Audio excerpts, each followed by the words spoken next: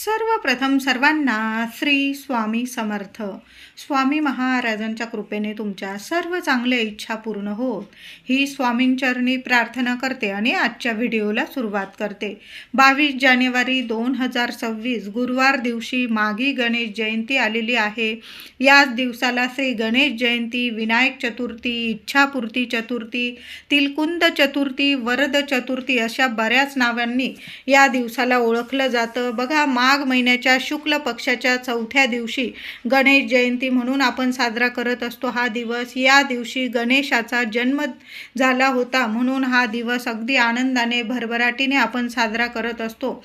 जसं आपण भाद्रपद महिन्यात गणेश चतुर्थीला गणपती बाप्पांची स्थापना करतो, 10-11 दिवस गणेशाची पूजा करतो, तशाच पद्धतीने बऱ्याच घरांमध्ये या गणेश जयंतीला, माघी गणेश जयंतीला सुद्धा बऱ्याच घरांमध्ये, मंडळांमध्ये गणपती बाप्पांची स्थापना केली जाते. बऱ्याच घरांमध्ये तर 11 दिवस, 5 दिवस गणपती बाप्पांची स्थापना करून पूजा वगैरे केली जाते. नंतर 5व्या दिवशी, 11व्या दिवशी विसर्जन सोहळा केला जातो. अगदी जसं आपण भाद्रपद महिन्यात गणेश चतुर्थी, अनंत चतुर्दशीपर्यंत जशी सेवा करतो ना, तशाच पद्धतीने माघी गणेश जयंतीला, चतुर्थीला सुद्धा अशाच पद्धतीने आपण सेवा करायची असते. आता गणपती तुम्ही बसवा किंवा नका बसो, आपल्या प्रत्येकाच्या घरात गणपती बाप्पा असतोच, म्हणजे देवघरात गणेशाची मूर्ती असतेच.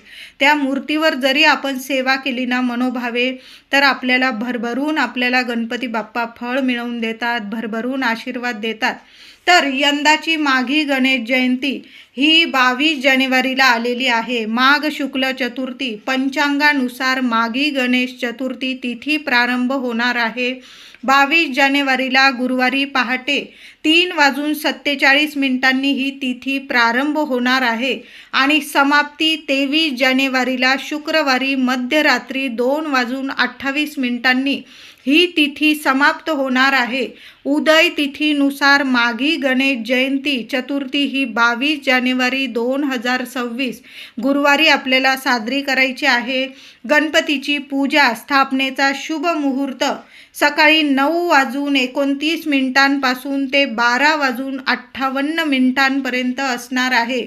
बघा महिलांनो, दादांनो, आपण देवघरात गणपती बाप्पांची पूजा करत आहोत किंवा तुमच्या घरात तुम्ही गणपती बाप्पांची मूर्ती स्थापन करणार आहात, तर सकाळी 22 तारखेला सकाळी 9:29 पासून 9:30 वाजेपासून ते 12:58 या शुभ मुहूर्तावर आपल्याला गणपती बाप्पांची देवघरात सेवा करायची आहे, पूजा करायची आहे, अभिषेक करायचा आहे.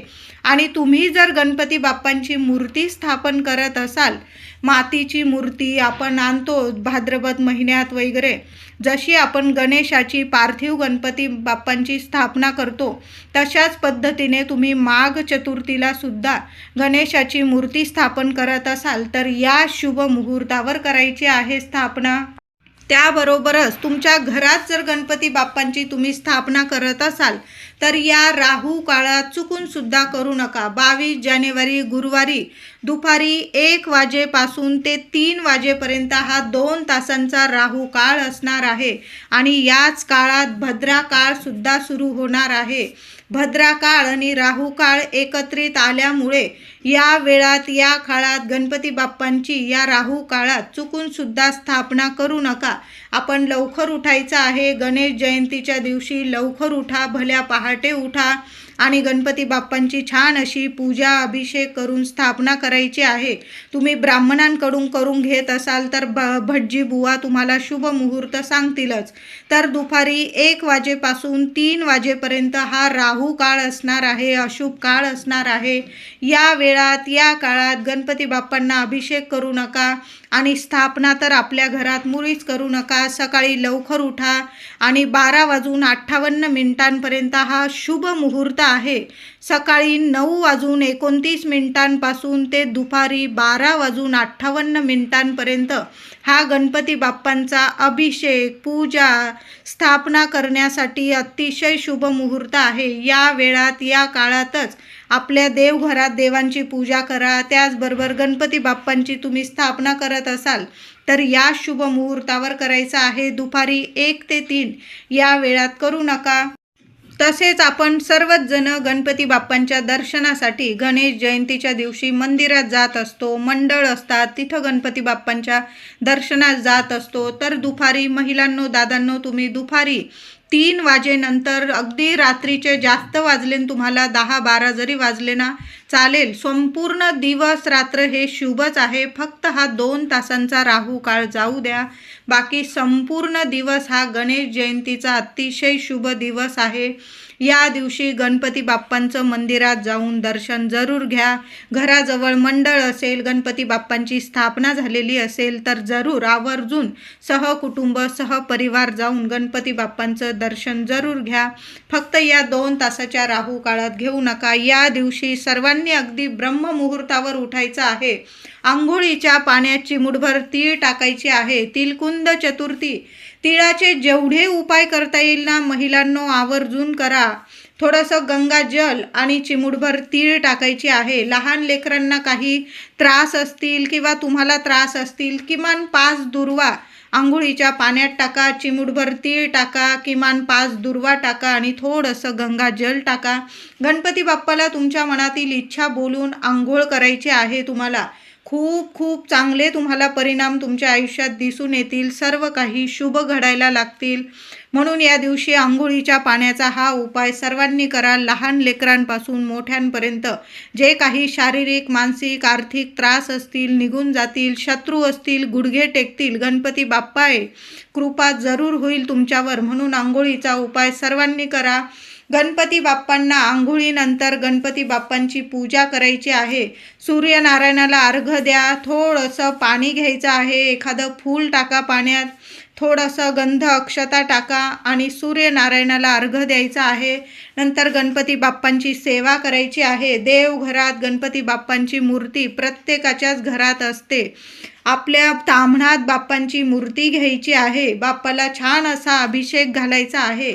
ओम गण गणपते नमः, ओम गण गणपते नमः मंत्र जपत राहा. गणपती बाप्पांना अभिषेक करायचा आहे. तुम्हाला जर अथर्व शीर्ष पठण असेल तर जरूर अथर्व शीर्ष पठण करत करत गणपती बाप्पांना अभिषेक करायचा आहे. आधी स्वच्छ पाण्याने, नंतर दुधाने किंवा पंचामृताने, थोडीशी केशर असेल तर केशर थोडीशी पाण्यात टाका. किंवा या दिवशी तिळीला खूप महत्त्व आहे. महिलांनो, थोडीशी तीळ, केशर एकत्र पाण्यात थोडंसं भिजवून ठेवा किंवा दुधात भिजवा. ते छान असं सानेवर किंवा बारीक करता आलं तुम्हाला नीट तर त्याचं छान असं उटणं तयार करायचं आहे आणि गणपती बाप्पाला छान असं ते तिळाचं उटणं लावा. आधी स्वच्छ पाणी अर्पण करा, नंतर तिळाचं उटणं लावा. पुन्हा स्वच्छ पाण्याने, दुधाने अभिषेक करा. छान असं तिळाचं उटणं जरूर बाप्पाला लावायचं आहे. नाही करता आलं तुम्हाला, दुधात किंवा पाण्यात चिमूटभर पांढरी तीळ टाका. काळी टाकू नका, पांढरी तीळ टाकायची आहे आणि गणपती बाप्पाला तीळ मिश्रित पाण्याने, दुधाने अभिषेक केला ना चालेल. पण या दिवशी तिळीला खूप महत्त्व आहे. बाप्पांना अभिषेक झाल्यानंतर छान असा लाल कपडा अंथरायचा आहे. देवघरात स्वच्छ तांदळाची किंवा गव्हाची रास करा. अख्खे तांदूळ घ्या. छान अशी गणपती बाप्पांना राशीवर, तांदळाच्या राशीवर स्थापन करा. तुमच्याकडं जर जास्तीत जास्त दुर्वा असतील तर तुम्ही दुर्वांचं जरी आसन केलं आणि गणपती बाप्पांना त्यावर स्थापन केलं ना चालेल.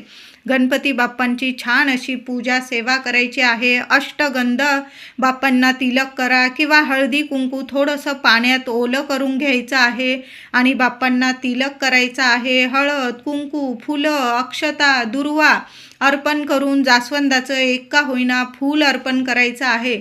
दुर्वा तशाच अर्पण करू नका. महिलांनो, दादांनो, स्वतःच्या हाताने 21 दुर्वांची जुडी बनवायची आहे.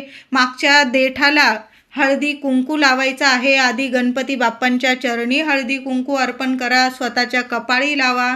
दुर्वांच्या जुडीला हळदी कुंकू लावावं. उजव्या हातात दुर्वांची जुडी घ्यावी.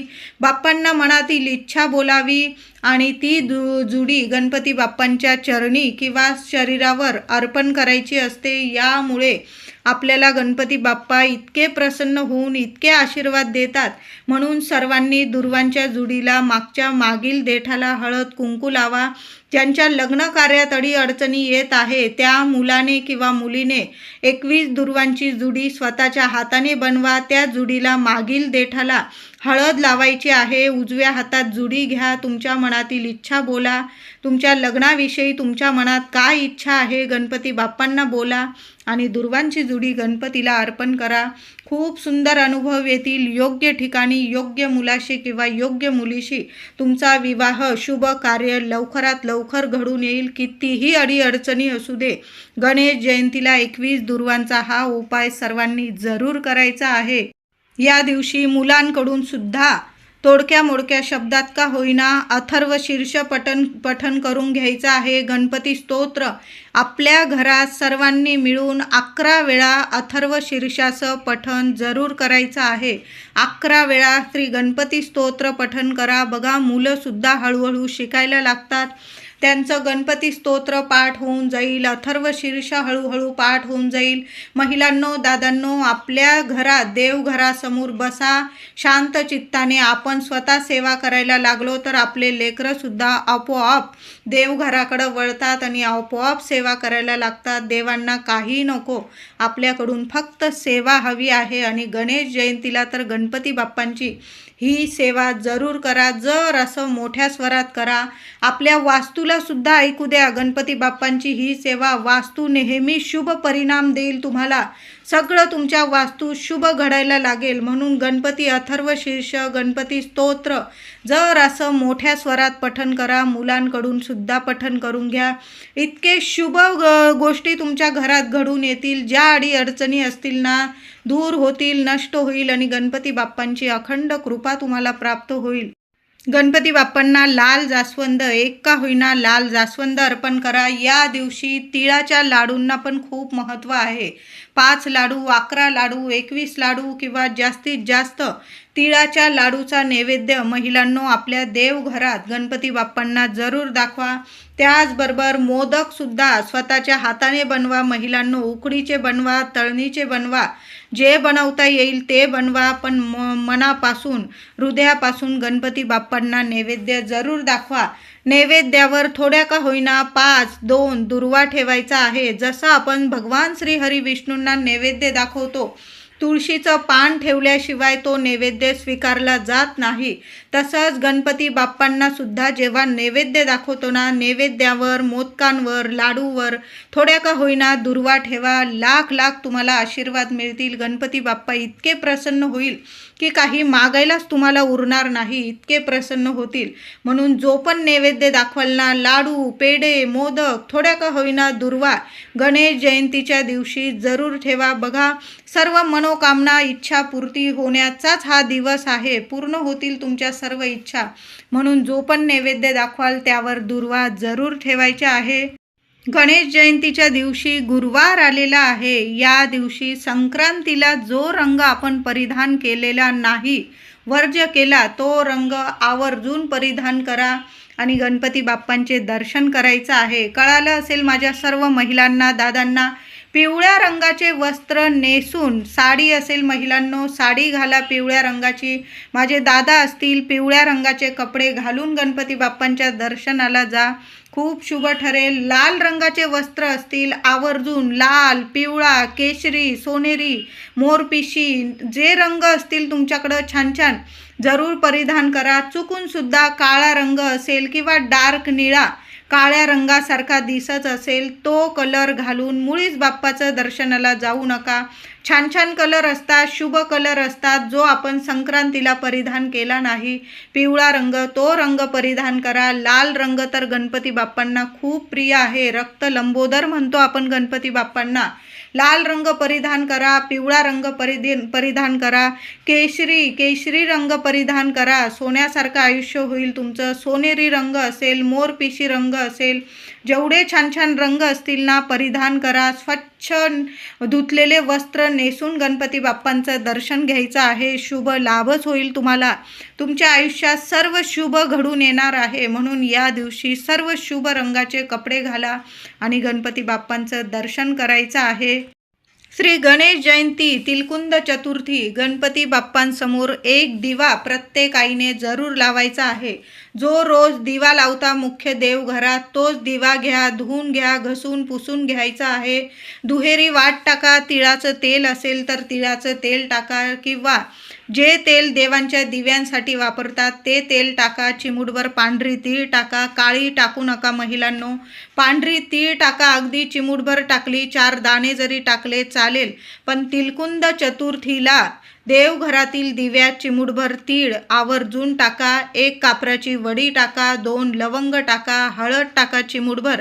दिव्याखाली तांदळाची राशीचं आसन द्यायचं आहे आणि दिव्याची हळद, कुंकू, फुलं, अक्षता वाहून पूजा करा. दिवा विझणार नाही याची काळजी घ्यायची आहे. दिवा अखंड लावून ठेवा. तेल टाकून ठेवायचं आहे जास्त. आणि जेव्हा गणपती बाप्पांची सेवा कराल, अथर्व शीर्ष पठण कराल, गणपती बाप्पांची आरती कराल, गणपती स्तोत्र पठण कराल, गणपती बाप्पांचा मंत्र जपाल, तेव्हा थोडा का होईना थोड्या वेळ चालेल एवढा तरी गाईच्या तुपाचा दिवा जरूर लावा आणि मग सेवा करायची आहे. खूप शुभ परिणाम होतील तुमच्या आयुष्यात. जी काही इडापिडा असेल घरातली, जी काही दुःख दारिद्र्य असेल, त्रास असेल, चिंता असेल, चिंतामणी आहे गणपती बाप्पा, सर्व तुमच्या चिंता क्षणात नाहीशा करेल, नष्ट करेल. म्हणून एक दिवा अखंड तेलाचा लावून ठेवायचा आहे आणि जेव्हा आपण सेवा करू गणपती बाप्पांच्या तेव्हा थोड्या वेळ का होईना गाईच्या तुपाचा दिवा जरूर लावायचा आहे. गणेश जयंतीच्या दिवशी माघी गणेश चतुर्थीला गणपती बाप्पांना शमीच्या झाडाचं पान अर्पण करायचं आहे. या दिवशी गणेश जयंतीला सकाळीच शमीच्या झाडाचं पान जरूर घरी घेऊन यायचं आहे. तुम्हाला जर शमीचं झाड लावायचं असेल, याहून सोन्यासारखा दिवस पुन्हा येणे नाही. महिलांनो, दादांनो, शमीचं झाड आवर्जून आपल्या गॅलरीत लावा. तुमची खिडकी असेल, गॅलरी असेल, अंगण असेल, गार्डन असेल, तिथं छोटं का होईना शमीच्या शमीचं झाड लावा. आणि नाही झाड लावायचं तर बघा, पूजेचं साहित्य मिळेल, म्हणजे जिथं फुलं वगैरे मिळाल तिथं तुम्हाला शमीचे पानं मिळून जातील. आवर्जून सर्वांनी गणपती बाप्पांना शमीच्या झाडाची पानं अर्पण करायचं आहे. एक जरी पान अर्पण केलं ना, सर्व दुःख, यातना, त्रास, चुका यातून बाप्पा आपल्याला माफी करून मुक्त करतात आणि सर्व सुखांची प्राप्ती करून देतात. मुलांची दिवस रात्र प्रगती सुरू होते. मुलांना ज्या अडीअडचणी असतात, शिक्षण असेल, नोकरी असेल, त्यातून मार्ग मिळवून देतात आणि भरभरून प्रगती मिळवून देतात. बाप्पा बुद्धीचे देवता आहे, रिद्धी सिद्धी बुद्धीचे देवता आहे. मुलांना शिक्षण, नोकरीत इतकी प्रगती मिळते की काही मागायलाच उरत नाही. म्हणून प्रत्येक आईने गणेश जयंती, गणपती बाप्पांचा जन्मदिवस या दिवशी शमीच्या झाडाचं एक का होईना पान गणपती बाप्पांच्या चरणी अर्पण करा. पानावर हळद, कुंकू, फुलं, अक्षता वाहून पूजा करा. दुसऱ्या दिवशी त्यातील एक पान आपल्या तिजोरीत ठेवून दिलं तुम्ही तरीही चालेल, पण एक का होईना शमीचं झाडाचं पान सकाळीच गणेश जयंतीच्या दिवशी घेऊन या आणि गणपती बाप्पांच्या चरणी अर्पण करायचं आहे. माघी गणेश जयंतीला चुकूनही चंद्राचं दर्शन घेऊ नका. सर्वांनी हा नियम जरूर पाळायचा आहे.